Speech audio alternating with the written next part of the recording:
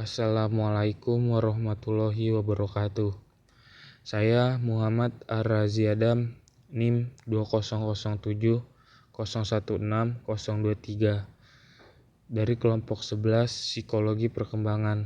Di sini saya akan menjelaskan mengenai perkembangan fisik usia dewasa lanjut atau dewasa akhir, biasanya disebut lansia. Yang pertama, perubahan fisik. Perubahan fisik pada usia dewasa lanjut seperti penuaan dapat dilihat secara jelas melalui pengamatan biasa. Kulit mereka yang sudah menua menjadi memucat dan kurang elastis, seiring dengan menipisnya lemak dan otot, serta kulit menjadi mengerut dan mengeriput.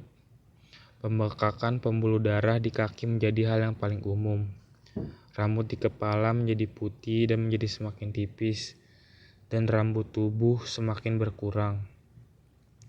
Perubahan fisik pada usia dewasa lanjut meliputi sistem indera, yaitu penglihatan, penciuman, pendengaran, perasa, dan perabaan, yang dimana seluruh kinerja sistem indera tersebut mulai menurun pada usia dewasa akhir atau lansia. Yang kedua, sistem integumen, yaitu kulit yang mulai mengering dan mengeriput diikuti dengan rambut yang mulai memutih dan sering rontok serta warna kuku menjadi kekuningan. Yang ketiga, sistem muskuloskeletal. Otot, tulang, sendi mulai rapuh. Perubahan pada pola jalan yang menjadi lambat. Postur tubuh mulai membungkuk. Yang keempat, kartilago, yaitu tulang rawan pada lansia menjadi rapuh. Yang kelima, tulang, otot, dan sendi yang juga menjadi rapuh. Yang keenam, sistem kardiovaskular, di mana kinerja jantung pada usia lanjut usia mulai melemah karena faktor usia. Biasanya, banyak lansia yang menanam pacu jantung agar berdetak lebih teratur dan stabil. Yang terakhir, sistem syaraf, seperti menurunnya pada daya ingat atau yang biasa kita sebut pikun. Lalu juga penglihatan sudah mulai rabun. Selanjutnya, masalah kesehatan fisik pada usia dewasa lanjut. Masalah kesehatan pada usia lanjut biasanya berupa penurunan kondisi fisik pada lansia, seperti berkurangnya pendengaran, penglihatan, gangguan pada pencernaan, jantung, ginjal, serta menurunnya kemampuan sistem imun tubuh. Selain itu, lansia lebih rentan terhadap infeksi. Infeksi yang paling sering menyerang lansia adalah infeksi jantung, infeksi paru, infeksi saluran kemih, dan pencernaan. Pada lansia, gejala yang disebutkan itu sering terjadi, dan penderita hanya merasa lemas dan cepat letih. Kegagalan tubuh atau paru-paru untuk menghirup oksigen dapat memicu pula kegagalan organ lain, seperti jantung dan paru contohnya. Infeksi yang fatal ini bukan saja disebabkan kuman yang kuat, namun juga karena imunitasnya yang menurun dan cadangan fungsi tubuh yang terbatas. Sehingga pemulihan yang lambat juga dapat meningkatkan risiko infeksi berulang. Kemudian, penyebab kematian pada usia dewasa lanjut.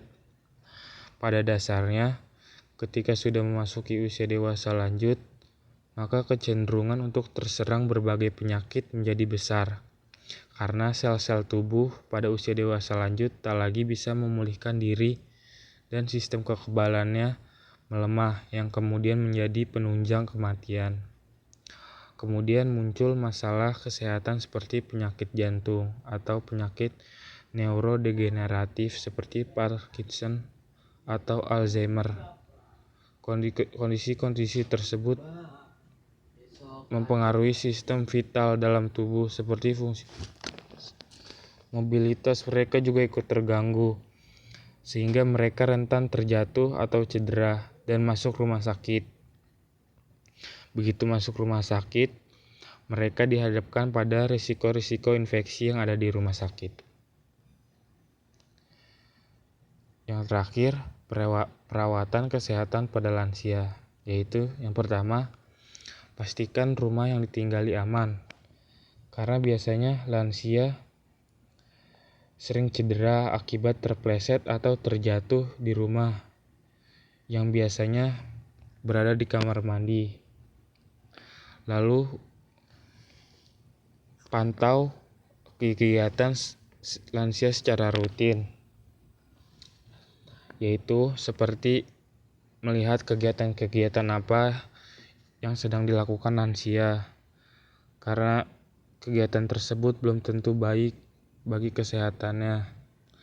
Kemudian buat jadwal, yaitu seperti jadwal kontrol ke dokter, jadwal makan yang teratur, dan berolahraga ringan.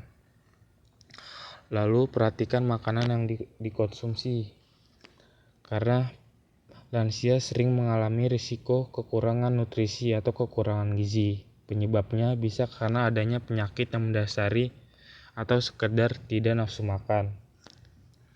Yang terakhir, waspadai gejala depresi, karena lansia sering juga mengalami gejala depresi karena sering di rumah dan kurangnya perhatian terhadap sesama anggota keluarganya.